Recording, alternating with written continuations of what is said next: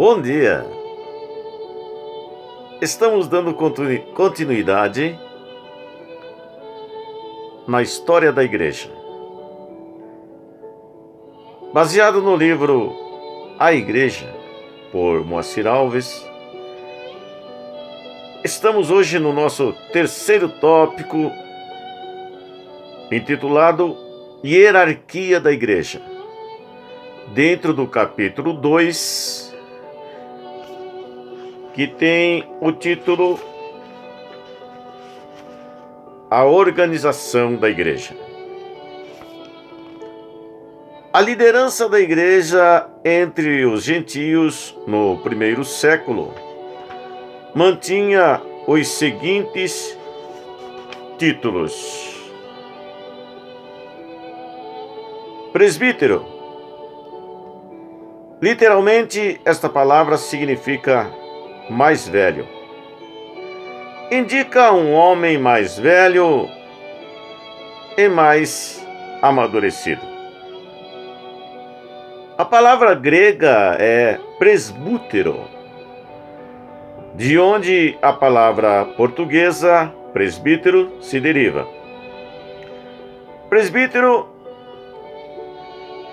é o que hoje chamamos de pastor. É aquele que apacenta as ovelhas de Deus, ou seja, cuida do rebanho do Senhor. Aquele que ensina a palavra, que disciplina, que vai na frente do rebanho e que tem que dar conta do rebanho a Deus. Bispo. Esta palavra significa literalmente vigiar ou supervisionar. É uma forma mais curta da palavra grega epi, igual por cima, mais escopos, igual olhar. Então, episcopos significa olhar por cima, supervisionar. Às vezes, as escrituras dão a entender que bispo e presbítero seria a mesma coisa. Porém, aqui na palavra observa-se que o bispo ele era um supervisor de várias congregações, ou seja, várias comunidades. E ele tinha que ser o vigilante daquelas comunidades, ou seja, o supervisor, aquele que olha por cima. A escolha dos líderes era feita da seguinte forma. Por exemplo, a igreja em Éfeso não se reunia num edifício grande sob a liderança de um bispo.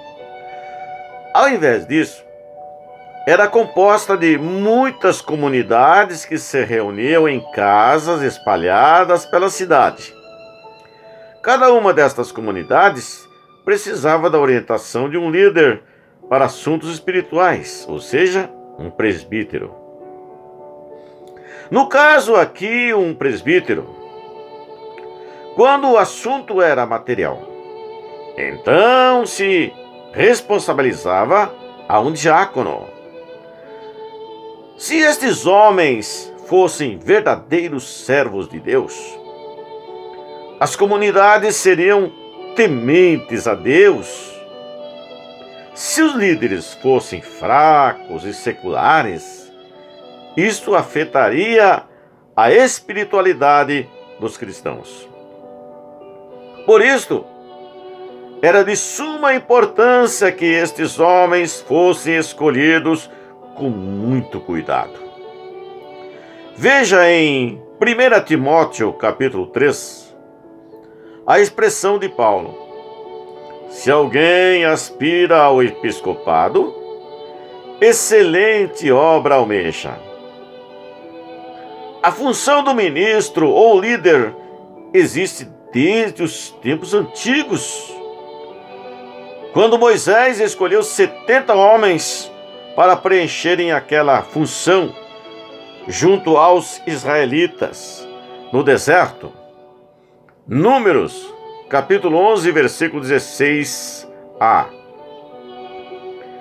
E disse o Senhor a Moisés: ajunta-me 70 homens dos anciãos de Israel, de quem sabe que são anciãos do povo, e seus oficiais. Mas quais são as qualificações de um homem desse condutor de almas?